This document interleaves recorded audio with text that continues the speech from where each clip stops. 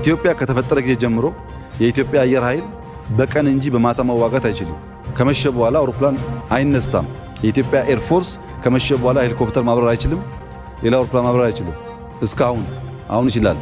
ይህ ጥንቅቅ ያለ ውሸት ነው። በቀንም በማታ መዋጋት የሚችል አየር ኃይል የፈጠርኩት እኔ ብቻ ነኝ የሚሉትን ነጭ ውሸት እመኑን የሚሉት ገዢዎች በ90 ዓመት የተቋሙ ዘመን ያልተሰራውን በ5 ዓመት ሰርተነዋልም ብለው ሲናገሩ እንዲታመኑ ይፈልጋሉ። እንዲያም ሆኖ ይህ ቅጥፈት በትክክለኛ ማስረጃ ሐሰት መሆኑ ሲጋለጥ እናሳያችኋለን። ይህ ስለ አየር ኃይል ያዘጋጀነው ሁለተኛው ጥንቅራችን ነው። የብልጽግና ገዢዎች ከ30 ዓመታት በኋላ ለመጀመሪያ ጊዜ በኢትዮጵያን ሀብትና ሕይወት ላይ የሚተኩሱትን አየር ኃይልን የወገን መግደያ አድርገውት መቀጠላቸውን፣ አየር ኃይሉ የሚገድለው ሲቪል ኢትዮጵያውያንንና ታጣቂዎችን ብቻ ሳይሆን የራሱንም የአገዛዙን ወታደሮችና ምርኮኞችም እንደሆነ ይልማ መርዳሳ በአዛዥነት በሚመሩት በዚህ ተቋም ውስጥ ሚስታቸው ወይዘሮ ዓለም የስፔር ፓርት አቅራቢ እንደሆኑ፣ የአየር ኃይሉ በርስ በርስ ጦርነት ውስጥ ከገባ በኋላ ያጣቸውን ፓይለቶችና ያስደበደባቸውን አውሮፕላኖች የአየር ኃይሉ ጉዶችና የጄኔራሉ ሚስት በሚል ርዕስ በዝርዝር ማቅረባችን አይዘነጋም። ቀጣዩን ክፍል አሁን ይዘን ቀርበናል። የቢሊዮነሩ ይልማ መርዳሳ አየር ኃይል የአብይ አህመድና የገዢው ልሂቅ የስልጣን ዘበኛ ብቻ አይደለም፣ ባለሀብቶችን የሚጠብቅ ኮማንዶም ያሰማራል። በተለይ በአየር ኃይል ወታደሮች እየተጠበቁ የአየር ኃይል ድሮን ተኳሾችን እያስቀመጡ የአገሪቱንም ሀብት ያለ ገደብ እያፈሱ በህዝብ ደም ላይ የጋገሩትን እንጀራ ለልጆቻቸው ሊያበሉ ልጆቻቸውንም በዚሁ ገንዘብ ሊድሩ እየሰሩ ያሉት ሁለት የዘመናችንን ነጋዴዎች በስማቸውና በግብራቸው እንነግራችኋለን። እነዚህ ታዋቂ ባለሀብትንን ባዮች እነ ይልማ መርዳሳን እና አብይ አህመድን በኪሳቸው ይዘው የሚዞሩ መሆናቸውን ለማሳየትም ቤላሩስ ሄደው አውሮፕላን ሲሸምቱ ጦር መሳሪያ ሲገዙ እናገኛቸዋለን። አየር ኃይሉ እነዚህን ጥገኛ ባለሀብቶች ብቻ የሚጠብቅ ሳይሆን ቤተሰብን ለመጠበቅም ይሰማራል። የይልማ መርዳሳ ወንድሞች ያለ ፈቃዳችን ያለ ጥያቄያችን ሰራዊት ተልኮ ካልተጠበቃችሁ ተባልን። ይህንን በማድረግም በህዝብ እንድንጠላና እንድንገለል ወንድማችን አደረገን እያሉ በእንባ ታጅበው ሲናገሩ እናስደምጣችኋለን። የኢትዮጵያን ሰማይ ክልል ይጠብቃል ተብሎ የተቋቋመው አየር ኃይል የሚጠብቀው የአብይ አህመድን ወንበር፣ የአገዛዙን ጥገኛ ባለሀብቶች እንዲሁም የባለስልጣናትን ቤተሰቦች ብቻ አይደለም፣ ሰዎችንም ያግታል። ይልማ መርዳሳ ያገቷቸውን ሰዎች በፎቶ ጭምር ይዘን ቀርበናል። እገታው ግን በአገር ውስጥ ብቻ ሳይሆን በውጭም ነው። ባህር ተራራ ተሻግረው የአየር ኃይል አውሮፕላን ልከው ያሳገቱትን አንዲትን ሴትና የ4 ዓመት ሕፃን አሳዛኝ ታሪክ እናስደምጣችኋለን። አየር ኃይሉ የወሰደው ስምሪት ግን ይህ ብቻ አይደለም፣ ሰርግም ያጅባል። አንድ የይልማ መርዳሳ ጓደኛ ሲያገባ አጃቢው እርሳቸው በአየር ኃይል ሄሊኮፕተር እያበረሩ የዋሉበትን ቀንና ቦታ እንዲሁም የሙሽራውን ስም እንነግራችኋለን። ሰው ማገቻ፣ ለቅሶ መድረሻ፣ ሰርግ ማጀቢያ፣ ሲቪል መግደያ ያደረጉትን አየር ኃይልን የተለየ አድርገነዋል፣ እንደኛ ያለስ መሪ አግኝቶ አያውቅም የሚሉት ብልጽግናዎች በእርግጥም ልክ ናችሁ፣ እናንተን የመሰለ ሰው አየር ኃይሉ አግኝቶ አያውቅም በሚል መንፈስ እንመለከተዋለን። ለደቂቃዎች ከእኛ ጋር ሆኑ።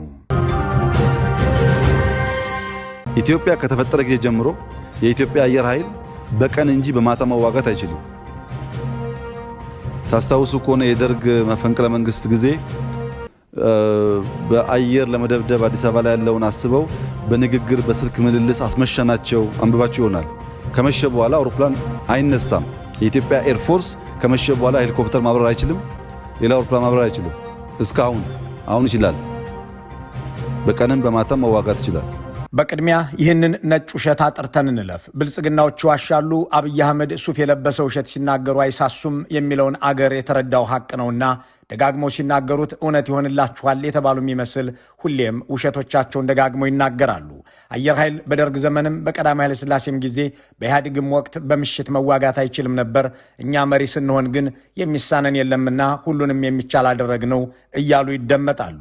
የኤርትራ ወረራ ጊዜ የሻዕቢያን ስትራቴጂካዊ አቅሞች በእኩለ ሌሊት ሄደው የደበደቡት ራሳቸውና ይልማ መርዳሳ እንኳን ይህንን ክደው ሲናገሩ ግራ አይጋቡም።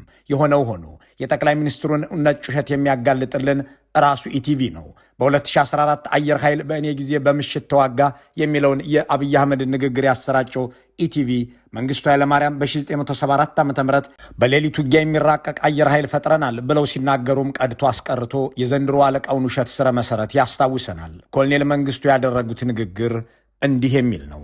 የምታደንቁትና የምትወዱት የአየር ኃይላችሁ ቀድሞ ከነበረው አቋም በከፍተኛ ደረጃ ተሻሽሎ የተዋጊና ቦምብ ጣይ አውሮፕላኖች አይነትና ብዛት ጨምሮ በጦር ኃይላችን ታሪክ ውስጥ ለመጀመሪያ ጊዜ በሚሳኤል ወርዋሪ ሄሊኮፕተሮች ተጠናክሮ በቀን ብርሃን ብቻ ሳይሆን በሌሊት ውጊያ ስልት ተራቆ ከእናንተ ራስ በላይ በመሰለፍ የጠላቶቻችሁን ክምችትና ድርጅት ማውደም ከጀመረ ሰንብቷል።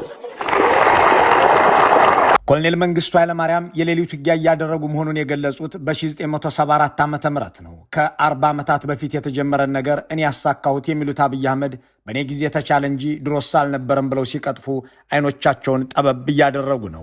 አጠገባቸው ያሉት ሰዎች እንዴት ወዴት የማይሉት እነ ሬድዋን ሁሴን እንደሆኑ ያውቃሉና በ1981 የተካሄደውን መፈንቅለ መንግስት ሙከራ የአየር ኃይልን ጉዳይ አንስተው የተምታታ ነገር ሲናገሩና ሲዋሹ ያዝ አላደረጋቸውም። መንግስቱ ኃይለማርያም ያሰማሩት አየር ኃይል የሐውዜንን ህዝብ የመርሳን የሰቆጣንና የሐሙሲትን ከተሞች እየደበደበ በሲቪል ኢትዮጵያን ገላ ላይ ቦምብ ሲነሰንስ የኖረ ቢሆንም የኢትዮጵያን አየር ክልል ግን አስደፍሮ አያውቅም።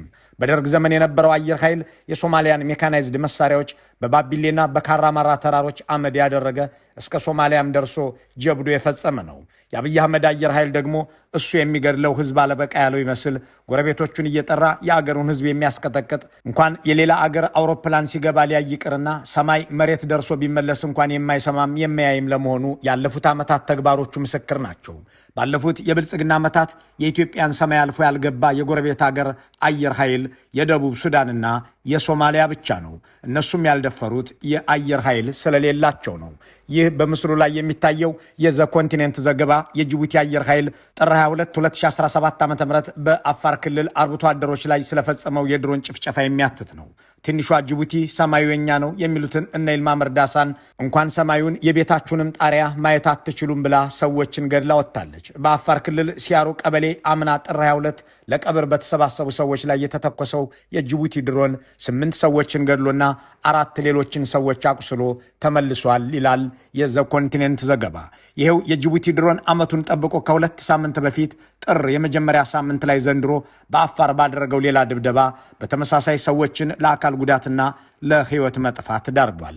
የቀድሞ ወዳጃቸው ሻቢያ የአይደር ትምህርት ቤት ህፃናትን ከጨፈጨፈባቸው በኋላ በየዛፍ ስር አስቀምጦ ከ20 ዓመታት በላይ ሲቆዝምባቸው የነበሩትን አውሮፕላኖች የመስቀለት መስከረም 17 2015 ዓ.ም የአዲ ዳሮን ከተማ እንዲደበድብበት አድርገውታል። ሻቢያም እንደ አሮጌ ጫማ ተጥለው የነበሩ አውሮፕላኖቹን በኢትዮጵያውያን ገላና ከተማ ላይ በመተኮስ የአዲ ዳሮ ከተማንም በማውደም እጁን አፍታቷል። የብልጽግና መንግስት ጸረ ኢትዮጵያነት ነባር የአገሪቱን ወዳጆች ጭምር በውስጥ ጦርነት ላይ የሚያሳትፍ ነውና ከኢትዮጵያ ጋር አንድም የግጭት ታሪክ የሌላትን በአገሪቱ የውስጥ ጉዳይ ጣልቃ ገብታም የማታውቀውን ኬንያንም እዚሁ ነገር ውስጥ ጎትቶ አስገብቷት ከአንድ ዓመት በፊት የፖሊስ ኃይሏ አየር ኃይሉን በደቡብ ምስራቅ በኩል ማሰማራቱና መዋጋቱ አይዘነጋም። የኬንያውን ራይላ ኦዲንጋን የአፍሪካ ህብረት ኮሚሽን ሊቀመንበር እንዲሆኑ እቀሰቅሳለሁ፣ ድምፅ እሰጣለሁ፣ እንዲያ እንደሆን በደቡብ ኢትዮጵያ ያለውን የኦሮሞ ነጻነት ጦር አዋጉኝ ብሎ ጋብዟቸው የኬንያ ፖሊስ የአየር ትጥቅ ልኮ በኢትዮጵያ ግዛት ቦምቦችን ጥሏል። በዚህ በምስሉ ላይ የሚታየው መረጃ እንደሚያስረዳው ባሳለፍነው ጥር 1 ቀን በኢትዮጵያ ምዕራብ ድንበር ላይ የሱዳን አየር ኃይል ድብደባ ያካሄደ ሲሆን አገዛዙ የኤምሬትስ ወኪል ሆኖ ማሰልጠኛ ጣቢያ በመክፈቱ የኢትዮጵያን ሉዓላዊነት አስደፍሯል። የኢትዮጵያ አየር ኃይል በታሪኩ ይህንን ያህል የአገሩን ሰማይ አስደፍሮ የሚያውቅበት ዘመን የለም። የእሱ ሥራ ሙሽራ ማጀብ፣ ለቅሶ መድረስ፣ ሰው ማገት፣ ባለሀብት መጠበቅ፣ ከዚያም ከእነዚህ የውጭ ወራሪዎችና ከእግረኛ ሰራዊቱ የተረፈውን የራሱን አገር ህዝብ መውጋት ነው። መልካም። የአየር ጥቃቱ በትናንትናው ዕለት እንዲሁም ዛሬ ሲፈጸም ውሏል። ወደፊትም ይቀጥላል። በነገራችን ላይ እና አብይ አህመድና ይልማ መርዳሳ በኢትዮጵያ ውስጥ ከ30 ዓመታት በኋላ ለመጀመሪያ ጊዜ አየር ኃይሉን በኢትዮጵያ ገበያዎች፣ ነዋሪዎችና መንደሮች ላይ ለመተኮስ የጀመሩት በኦሮሞ ህዝብ ላይ ነው። ታህሳስ 2011 ዓ.ም ገና በወለጋ በፈጸሙት የአውሮፕላን ድብደባ ደም ማፍሰስ የጀመሩት ሰዎቹ ዛሬም በዚሁ አየር ኃይል እየቀጠቀጡ ቀጥለዋል። በአገር ህዝብ ላይ የሚተኩሰው ብቻ ሳይሆን የሚያስተኩሰውም የብልጽግናው አገዛዝ አየር ኃይሉን የኢትዮጵያን ህዝብና መሰረተ ልማት ለማውደም ከመዋሉ በተጨማሪ ሰዎችን ለማገትና ቤተሰብንም ለመጠበቅ ይጠቀምበታል። ይህን ለማስረዳት ወደ ሚያዝያ 6 2016 ዓ.ም መመለስ ይኖርብናል። ከዚያ በፊት የአየር ኃይሉ አዛዥ ጀነራል ይልማ መርዳሳ በደቡብ ምዕራብ ሸዋ አማያ ወረዳ በሬ ኬሳ ቀበሌ ውስጥ የሚኖሩትን ወንድሞቻቸውን የሚጠብቅ ኮማንዶ ልከው እናገኛለን። አርሶ አደሮቹ ወንድሞቻቸው ቦረና መርዳሳ፣ በቀለ መርዳሳና አለሙ መርዳሳ ይባላሉ። እነዚህ ወንድማማቾች ከህዝባቸው ጋር በሰላም የሚኖሩ ስራቸውም እርሻ የሆነ እንደነሱ አባባል ደግሞ እንደማንኛውም የኢትዮጵያ ገበሬ ጭሮ አዳሪ ናቸው። ይልማ መርዳሳ ግን ስልጣናቸውን ተጠቅመው ወንድሞቻቸውን የሚጠብቅ ኮማንዶ ከአየር ኃይል ግቢ ወደ አማያ ላኩ። ጄኔራሉ ሰራዊት ከላኩ በኋላ ወንድማማቾቹን ጎረቤትና ሰው ሁሉ አገለላቸው። ልክ እንደ መከላከያ ጠላቸው። ይልማ የላኳቸው የአየር ኃይል ባልደረቦች ያለቃቸውን ወንድሞች ትጥቅ ሰጥቷቸውም ነበር። ይልማ ግን ወንድሞቻቸውንም ያመኑ አይመስልም። መሳሪያው ማታ ማታ እየተሰጣቸው ጠዋት ለወታደሮቹ እንዲመለስ አደረጉ። ወንድማቸው በቀለ መርዳሳ ይህንን ሲናገሩ በተሰበረ አንደበት ነው።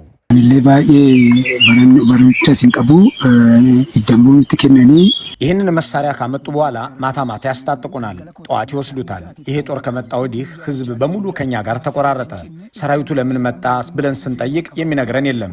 መጥተው አካባቢውን መቆፈር ጀመሩ። ምንድነው ብለን ጠየቅን። የአገር ሀብት የመንግስት ንብረት እዚህ አካባቢ የተለየ ነገር የለም ብለንም አነሳን። እኛ ከሆንን ከህዝባችን የተለየን አይደለንም። እንደ ማንኛውም የኢትዮጵያ ገበሬ አፈር ቆፍረን የምንኖረው። እኛም እንደ ሩስጥ እህሉ መፍጫ እንኳን የለ፣ ምን ያስፈልጋል አልናቸው። የሚመልስ የለም። ይሄ ጦር ከመጣ በኋላ ወንዝ መሻገር እንኳን አቃተን። ከኛ ጋር ቡና የሚጠጣ አጣን። እኔ ከቤቴ ከቀዬ ከህዝቤ መነጠል አልፈልግም። ደግሞ እኮ እርስ በርስ ዘመድ ነን። እንደ አንድ ህዝብ ነበር የምንኖረው። ሁሉም ወገንና ዘመድ ነው። ግን ወንድማችን አለያየን። ህዝብ አያምነንም። ይሄ ወንድማችን አንድ ሸሚዝ እንኳን ገዝቶልን አያውቅም። ግን ይህንን መከራ መጣብን። እሱ ከኛ በላይ ተምሯል። እኔ ስሜን እንኳን መጻፍ አልችልም። ጄኔራል ይልማ መርዳሳ ወንድሞቻቸውን እንዲጠብቅ የላኩት የአየር ኃይል ኮማንዶ ሚያዝያ 6 2016 ምሽት ላይ በአቶ መርዳሳ ኞጳ አባታቸው ግቢ በኦሮሞ ነጻነት ሰራዊት ተከበበ። ሌሊትም ይዋጋል የተባለለት የኢትዮጵያ አየር ኃይል በሌሊትም ተከቦ ብትንትኑ ወጣ። ወንድሞቻቸውና ቤተሰቡን በጠቅላላ ምርኮኛ ሆነ። አስቀድሞም በወንድሞቻቸው ምክንያት ህዝብ የጠላቸውን በቀለ መርዳሳ የሚደርስላቸው አጡ። ታላቅ ወንድማቸው አለሙ መርዳሳ በተኩስ ልውውጡ በዚያው ምሽት ተገደሉ። በቀለ መርዳሳንና ቦረና መርዳሳን ጨምሮ በአየር ኃይል አባላት ይጠበቁ የነበሩት 23 የይልማ መርዳሳ የቤተሰብ አባላት በኦሮሞ ነጻነት ሰራዊት ቁጥጥር ስር ዋሉ። ኮማንዶቹም እጣቸው ሞት ሆነ። አቶ ቦረና መርዳሳ ይህንን ሲያስታውሱ ይህ ሰራዊት አንሳልን ብለን ለወንድማችን ሽማግሌ እስከ መላክ ደርሰን ነበር በማለት ነው። ከህዝብ ጋር አብረን ነበር የምንኖረው። ዝም ብለው አምጥተው አሰፈሩብን። ሰራዊት አምጥታችሁ ጠብቁን አላልንም። እነሱ እስከሚመጡ ድረስ የተጎዳ ሰውም ሆነ የጠፋ ንብረት እንኳን አልነበረም። ሰላም ነበርን። በኋላ ላይ ጦር ሰራዊት አምጥቶ ካስቀመጠ በኋላ ገፈቱ ለኛ ተረፈ። አደጋ ነው የሆነብን። ከህዝብ ጋር አጋጨን። ወንድማችን ይህንን እንዴት እንዳየው አልገባኝም። ሳንለምነው ሳንጠይቀው አደረገብን። እኛ ወንድማችንን ወደ ላይ ማዘዝ አንችልም፣ መሄድም አልቻልንም። ግን ይሄ ነገር አይጠቅመንም ብለን ሽማግሌ ልከን ወንድማችንን አስጠይቀነው ነበር። አጥጋቢ መልስ አልሰጠንም። ይሄ ጦር እዚህ ከሰፈረ በኋላ ይህንን ሁሉ ጊዜ ህዝቡ እኛን ራሱ እንደ ሰራዊቱ ቆጠረን። ሰው አይጠጋንም። ከኛ ጋር መኖር አቆመ። ሰው ከሞተ ቀብር የሚመጣልን የለም። እኛም አንሄድም። ህዝቡ አድማ አደረገብን። በህዝቡ አናማረርም። ወንድማችን ነው ጉድ ያደረገን። ወንድማችን አለሙ መርዳሳም በዚሁ ምክንያት እንዲሞት ሆነ። ኡመተ ኦሮሞ ኬሳ ገረሴኒዋን እንቀምኔ ኡመተ ኦሮሞቲ ሙደባላቲ የኢትዮጵያ አየር ኃይል የኢትዮጵያን አየር ይጠብቃል ተብሎ ሲጠበቅ አማያ ወረዳ የይልማን ቤተሰብ መጠበቅ ሳይችልም ቀረ። 23 ቤተሰባቸው መታገቱን ወንድማቸው መገደላቸውን የሰሙት ጄኔራል ይልማም መርዶ ሲነገራቸው ለቅሶ አልቀመጥም ብለው አመጹ የሚሉት ምንጮች ሸኔ ሰው ገደለ ብዬ ድንኳን አልጥልም እሰራለታለሁ እያሉ ሐዘን የተሰማቸው መስሏቸው ሊያጽናኗቸው ለሚመጡ ሰዎች ምላሽ ሰጡ። በአየር ኃይሉ ጥበቃ ያልታደጓቸውን ቤተሰቦች ደም ለመመለስም አየር ኃይሉን የአገር ውስጥና የውጭ ስምሪት ሰጡት። ይልማ መርዳሳ በዋናነት ያንን በወንድሞቻቸው ላይ የተካሄደውን ጥቃት የመራውን የኦሮሞ ነጻነት ጦር አመራር አባል አባሴናን ቤተሰቡን ኢላማ አደረጉ። የተቋሙን ወታደሮች ልከው ከፈንታሌ ወረዳ እነዚህን በምስሉ ላይ የሚታዩትን ማለትም የአባሴናን እናት ወይዘሮ አዮ ጉዮ ኤለሞን፣ እህቱን ፋርቱ ሐዋስን፣ የእህቱን ባል ጀማል አሊይን አግተው ወደ ቢሾፍቱ አየር ኃይል ምድብ ወስደው አሰሯቸው። በዚህ ግን አላበቁም። ይልማ መርዳሳ በዱባይ የምትኖረውን የ4 ዓመት ሕፃን ልጅ እናት የሆነችውን የአባሴናን ሚስት ከነ ሕፃን ልጇ አሳፈኗት። የአየር ኃይሉን አውሮፕላን ልከውም ወደ አዲስ አበባ አጓጓዟት። ከ13 ሳምንታት በኋላ በፌዴራል ፖሊስ አንድ ልዩ እስር ቤት ውስጥ የተገኙት የአባሴናን ሚስትና ሕፃን ልጅ በደመላሽ ገብረ ሚካኤል አሳሪነት በይልማ መርዳሳ አምጭነት እንደተቆለፈባቸው ታወቀ። ይህም እርስ በርስ ያላስማማ አጋጣሚ ሆነና ታጋች እናትና ሕፃን ፍርድ ቤት እንዲቀርቡ ተደረገ። ይህ ከመሆኑ በፊት ግን በዱባይ 3 ሳምንት፣ በአዲስ አበባ 13 ሳምንታት ታስረዋል። አየር ኃይሉ እንዲህ ላሉ ወንጀሎች የተቋቋመ መንግስታዊ ማፊያ እንጂ የአገርና የመንግስት አቅም አይመስልም የሚያስብለውም ይሄው ነው። ይልማ መርዳሳ ግን በውጭ ሀገር እንዲህ ያሉ ወንጀሎችን እንዲፈጽሙ የሚተባበሯቸውን የኤምሬትስ አየር ኃይል ሰዎች እያወዳደሱ ሁሉንም ነገር ክፍት አድርገንላቸዋል፣ አንደብቃቸውም ይላሉ። ብዙ ጊዜ ሀገሮች ያላቸውን የወታደራዊ እንትን አንዱ ለአንዱ እንትን አይልም፣ አንዱ ለአንዱ አያሳይም። ያው ስለ እርስ በርስ ስለሚጠራጠር በእነሱ ደረጃ ግን እኛ ወንድማማች ለሆነ ግንኙነት ስላለን ያለን ካፓቢሊቲ አብሮ ምድ የማድረግ አብሮ ልምድ ልውውጥ አብሮ ኤርሾ ስልጠናዎችም እየተቀያየርን ነው። ከዓመታት በፊት ፕሬዝዳንት ኢሳያስ አፈወርቂን እያዞሩ አየር ኃይልን ገላልጠው ያሳዩ የኢትዮጵያ ገዢዎች ያኔ ወንድም እየተባለ ይጠራ የነበረው የኤርትራ መንግስት ነበር። አሁን ደግሞ ተረኛው ወንድም ሆኖ የአየር ኃይሉን አቅምና አቋም ያለ ከልካይ ተገላልጦ እንዲህ የተደረገው የተባበሩት አረብ ኤምሬቶች ነው። ሰዎችን ከዱባይ ለማገት ሲፈልጉ ደግሞ አየር ኃይሉን ይልካሉ። ምንጮች እንዳረጋገጡት ይልማ መርዳሳ አየር ኃይሉን ለእገታ ብቻ ሳይሆን ለሰርግ ማጀቢያም ይጠቀሙበታል። በተለይ እንደሳቸው ቢሊዮነር የሆኑት ሀብታም ወዳጆቻቸው ሲዳሩ ይህንኑ ያደርጋሉ። አቶ የምሩ ነጋ የተባሉት ባለሀብት በጥር 2013 ዓ.ም በደቡብ ምዕራብ ሸዋ ሰደን ሶዶ ወረዳ አርቡ ጭሉሌ ቀበሌ የተንጣለለ ድግስ ደግሰው ሲያገቡ ይልማ መርዳሳ ራሳቸው በሚያበሩት ሄሊኮፕተር ከሰማይ ላይ አበባ በትነዋል፣ ሰርግ አጅበዋል የሚሉት የአየር ኃይል ምንጮች ከጄኔራል አብዱራህማን እስማኤል ጋር ወደ አማያ ወረዳ ሄደው ፍየል አሳርደው ለመብላት ሲፈልጉም የሚጠቀሙት ጀትና ሄሊኮፕተር ነው ይላሉ። በአየር ኃይል ታሪክ ምርጡ ኮማንደር ነው እየተባሉ በአብይ አህመድ የሚወደሱት ይልማ መርዳሳ ጠባቂ ጦር ካሰማሩላቸው ባለሀብቶች መካከል የኩሪፍቱ ሪዞርት ባለቤት አቶ ታዲዮስ ጌታቸው በለጠ አንዱ ሲሆኑ ሁለተኛው ደግሞ የፒራሚድ ሪዞርት ባለቤት አቶ ዳንኤል አሰፋ ዳኑ ናቸው። አሜሪካዊ ታዲዮስ ጌታቸው ግንኙነታቸው ከአየር ኃይል ጋር ብቻ ሳይሆን ከጠቅላይ ሚኒስትሩ ጋር ያላቸው የገንዘብ ትስስር ጥልቅ መሆኑን የሚያስረዱ ምንጮች አያሌ ማስረጃ አላቸው። እኒህ ባለሀብት የኢትዮጵያውያንን መገዳደያ መሳሪያ በመግዛትም የሚታወቁ ናቸው። ብልጽግና በ2013 መጨረሻ ላይ የሲቲ ባንክ አካውንቱ ጀርመንና ኒውዮርክ ላይ ሲዘጋበት እንደ መፍትሄ የወሰደው እንደ ታዲዮስ ያሉ ተለጣፊ ባለሀብቶችን እንደነበር የሚያስታውሱት ምንጮች በውጭ ሀገር የነበረውን የታዲዮስን የባንክ ሂሳብና ገንዘብ በመጠቀም ከምስራቅ አውሮፓ መሳሪያ ሲገዙ እንደነበር ያስታውሳሉ። በተለይም ከ2013 ሐምሌ ጀምሮ ከባጫ ደበሌና ከይልማ መርዳሳ ጋር ወደ ቤላሩስ የተመላለሱት ታዲዮስ ኩሪፍቱ በሚለው ስማቸው የሚታወቁት ታዲዮስ ጌታቸው የአብይ አህመድ የመግደያ አቅም በዶላር እጦት ምክንያት በዛለ ጊዜ ቀድመው የደረሱ ናቸው ይባልላቸዋል። በውጭ ሀገር የተቀመጠውን የእሳቸውን ገንዘብ የተጠቀሙት አብይ አህመድ ለአቶ ታዲዮስ ቦሌ የአውሮፓ ህብረት ኤምባሲ ጀርባ ያለውን አውላላ ሜዳ ወተር ፓርክ ስራበት ብለው መሬቱን ያለምንም ጨረታ ሰጥተዋቸዋል። እንጦጦ ተራራ ላይ ያለ ክፍያ ኩሪፍቱ ሪዞርት እንዲሰሩ አድርገዋቸዋል። በአዋሽ ፓርክ ውስጥ ያስገነቡትን ሌላ ሪዞርትም ሰጥተዋቸዋል። ግብር የማይከፍሉባቸው መንገዶች እንዲኖርም ተመቻችቶላቸዋል። እሳቸውም ባዋጡት ገንዘብ ጭምር የተገዙት ጀቶች ትርኢት ሲያሳዩ በዚህ በምስሉ ላይ እንደሚታዩት የአየር ኃይል ድግስ ላይ ተኳኩለው በመገኘት ድግስ ያደምቃሉ። አቶ ታዲዮስ ከአየር ኃይሉና ከመከላከያ ጋር ያላቸው ትራንዛክሽናል ወይም ጥቅም ተኮር ግንኙነት ግን ይህ ብቻ አይደለም። በቢሾፍቱ አየር ምድብ ውስጥ የተቀጠሩ 28 ቱርካውያንና 7 ቻይናውያን ድሮን ተኳሾች ከአንድ ዓመት በላይ እንዲቀመጡም እንዲጠቀሙም የተደረገው የእሳቸው ንብረት በሆነው ኩሪፍቱ ሪዞርት ውስጥ ነው በእርሳቸው ወጪ። እኛም ሴት ልጃችንን አሁን በቀደም ለታደራናል። 2000 እንግዶች ነበሩን። እንኳን ደስ አላችሁ። ክሶማች እናመሰግናለን። በጣም የመጀመሪያውን ሰርግ የራስህን ያደረከው የልጅህን እንዳርክበት 2000 እንግዳ ጠርቼ ልጄን ዳርኩ የሚሉት አቶ ታዲዮስ ጌታቸው በገንዘባቸው ግን አያሌ ኢትዮጵያውያንን ሲያስለቅሱ የሚውሉ ናቸው። ከዚህ ሁሉ እልቂትና ሞት ጀርባ በእርግጥም እንደ ታዲዮስ ኩሪፍቱ ያሉ ሰዎች በብዛት አሉ። በኢህአዴግ ዘመን ለባለስልጣናት የነበራቸውን ጎንበስ ቀና የሚያስታውሱ ሰዎች በቢሾፍቱ የኩሪፍቱ ሪዞርት ግቢ ውስጥ የአቶ መለስ ዜናዊን ፎቶ በትልቁ ሰቅለው እንደነበር ይገልጻሉ። ይሁን እንጂ በ2010 ዓ.ም ይህንን አንስቶ ለመሰወር ጊዜ አልፈጀባቸውም። ይህም ሳይበቃቸው በልጃቸው ሰርግ ዕለት የትግርኛ ዘፈን እንዳይከፈት ማድረጋቸውን በኩራት የሚናገሩት ሆነ የሚሉት ሰዎች እንደ ጊዜው መሆን አለብኝ በማለትም ሀብት ከአድርባይነት እንደማያስጥል ገልጸዋል። ሌላኛው ከአየር ኃይሉ ጋር የጥቅም ትስስር ያላቸውና ቻይናውያን እንዲሁም ቱርካውያን የድሮን ገዳዮችን ያስጠለሉት የብልጽግና ባለሀብት የፒራሚድ ሆቴሉ ባለቤት አቶ ዳንኤል አሰፋ ዳኑ ናቸው።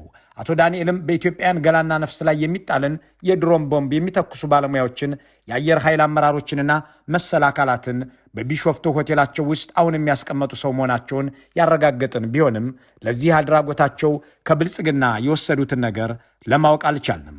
ባለፈው 90 ዓመት ተሰርቶ የማያውቅ አየር ኃይል በእኛ ዘመን ታየ የሚሉት ብልጽግናዎች የኢትዮጵያን ሰማይና ጥቅም የመጠበቅ ኃላፊነት የነበረበትን ተቋም እንዲህ አድርገው የባለሀብት መጠቀሚያና ግለሰብ ማገቻ አድርገውታል የሚለውን ጉዳይ ለማስረዳት በእርግጥም የሚያዝያ ጀንበርም የሚበቃ አይመስልም። መልካሙን ሁሉ በመመኘት በዚሁ እንሰናበታለን።